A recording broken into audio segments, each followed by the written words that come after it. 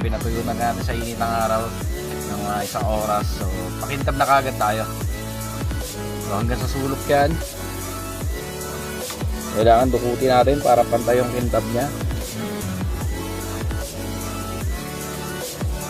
So gamit natin dyan MTX na sun shield. So MTX baka naman.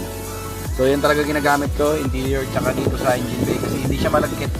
Tsaka napakaganda ng finish. Okay, so eto na yung finish na trabaho na natin. Okay, so kanina bago tayo magsimula, so hindi naman talaga ganun kadumi, pero kitang-kita nyo pa rin yung pagkakaiba ngayon. Napakaganda na nito. Napakalinis na, napakakintab na.